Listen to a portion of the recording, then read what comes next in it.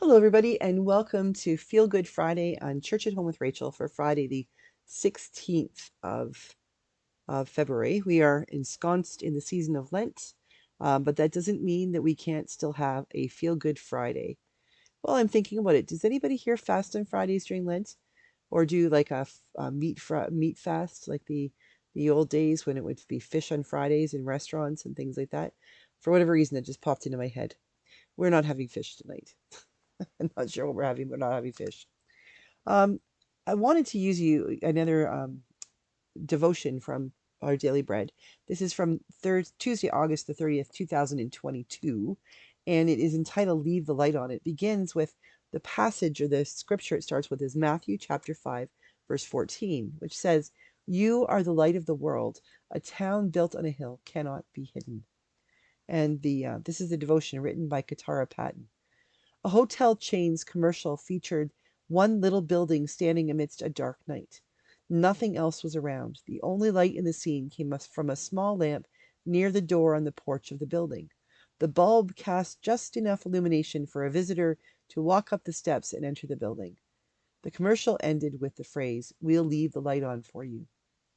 A porch light is akin to a welcome sign, reminding weary travelers that there's a comfortable place still open where they can stop and rest. The light invites those passing by to come on in and escape from the dark, weary journey. Jesus says the lives of those who believe in him should resemble that of a welcoming light. He told his followers, "You are the light of the world. A town built on a hill cannot be hidden." As believers, we are to illuminate a dark world. As he directs and empowers us, others may see our good works and glorify our Father in heaven.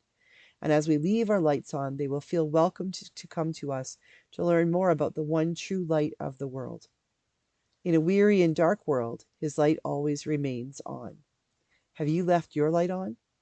As Jesus shines through you today, others may see and begin radiating his life too. I really liked, oh yeah, and the prayer is, "Jesus, help me to shine brightly so that others may be drawn to you." I love this image of a light, especially right now in my life, because I am 2 days away from my final annual meeting as a parish priest. My final church service, Sunday service in St. Saviour's in Vermilion. I've already completed my final services at St. Mary's in Edgerton. I just have a funeral on Monday at St. Mary's in Vermilion, and then one final service at St. Thomas and Wainwright, a joint service for Dayspring, and then I'm off into an unknown world where I'm praying that there's going to be a lot of lights on to guide me, help me guide my way. And just thinking about this makes me think a lot about night lights. Have you ever used a night light? I remember I lived for a while in my third year of seminary. The priest, the supervisor I had in my in my church when I was a student, he was moving, and he was moving to the cathedral in Hamilton, and his oldest child was going to go with him in September to start school, so she wouldn't have to break up her school year. Because he was moving in November, she left earlier, and then he moved in November, and his wife and son stayed back with the house. But they would go every weekend. They'd go off to Hamilton to stay with him, to be with their family. And they asked me if I would move in, sort of help keep an eye on the house, take care of things, help with chores around, help with their son with homework, and just to sort of keep a sense of a semblance of family, but also then have someone there to make sure the house was open for open houses and things like that. And it was great. It was a good experience for me. I'd never moved away from home. Been away for a couple months for internships, but I had never sort of been away on my own. And this was sort of a good bridge between.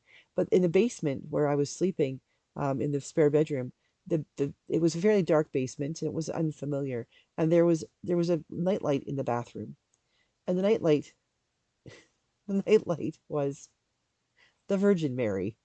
It was it was kitschy, but it was funny, and it always made me smile. But part of it is because it always made me know where I could to walk carefully, that I wouldn't bash my toe on a piece of furniture or trip over a coffee table. That nightlight was a savior to my body and my sleep. You ever had those moments when you realize you wake up in the morning and you must have gone to the washroom or something, but you don't actually remember waking up? I am certain that that nightlight kept me from breaking my neck. But Night lights are really important. They give us a sense of direction. They give us some place we can look toward and feel like where we're going is a safe place. Because if you think about it, in the pure darkness, it doesn't take a lot of light. It doesn't take a lot of candle power to feel better, to recognize, to be able to see a few things. We can throw on, the stadium lights and the whole place is lit up. But even in a football stadium, if you light one single candle, it pushes back the darkness from there. And even if you're standing way back on the other far end of the field, that little bit of light gives you something you can walk by. It doesn't illumine a lot, but it gives you a place to walk toward. And the closer you get, the brighter it gets until you're right there and you see you see that light. And that is so important in our lives. Sometimes we can be the nightlight for someone else. We can be that candle flickering in the dark.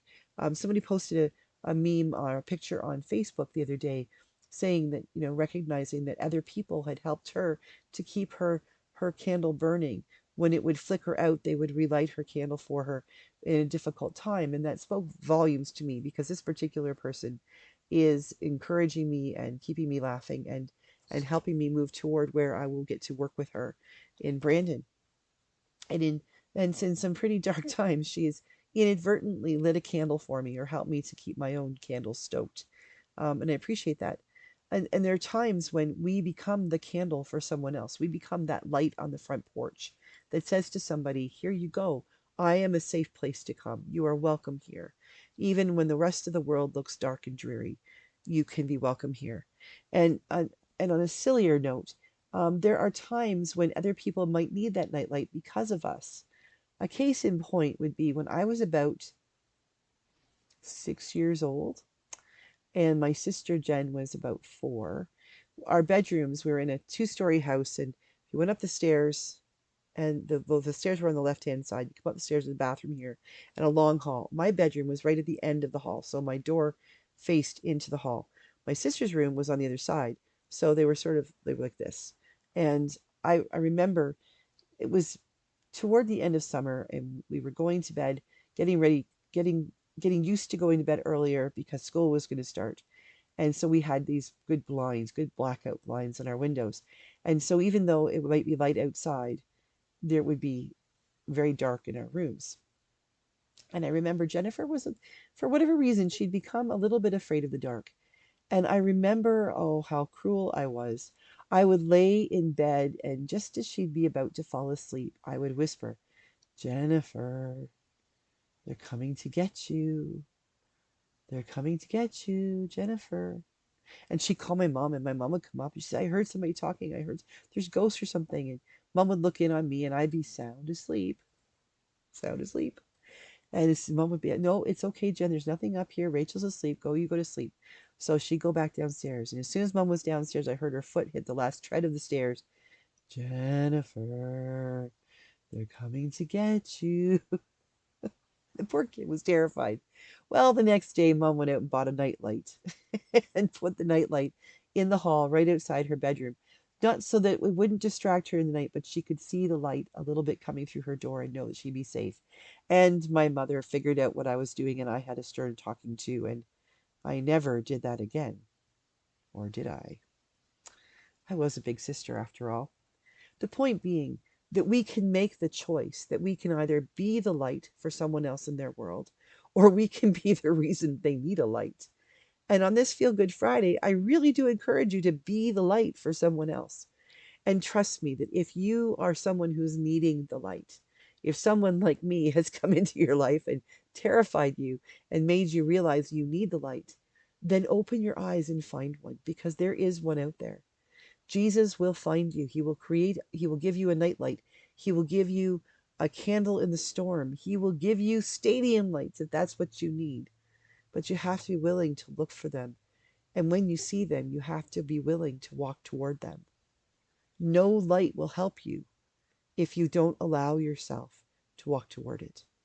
So, whatever you're doing in your life, if you feel good about your life and you feel like you've got lots of light to give, then shine brightly this weekend and help other people to know that the light of Christ is in you and you're willing to share it with them. But if you're feeling like the light of Christ has disappeared from your life, go looking for it. You will find it. It might be at a community church. It could be at the coffee shop where you meet other people. It could be picking up the phone and saying to somebody, I'm really not doing so well. It could mean simply sitting down and lighting a candle and watching it flicker and saying to God, I need you, and this is as far as I can come. Can you please come and meet me right where I am? Wherever you need light in your life, I pray that you will find it this weekend.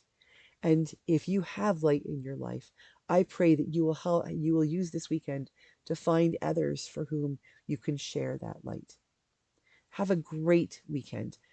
Have a great Feel Good Friday. I will be back on Sunday with Gospel on the Go, both on the Gospel on the Go channel and Church at Home with Rachel. And I will be back on Monday, Monday the 19th, for Church at Home with Rachel. God bless you all. Have a wonderful weekend, and I'll see you soon.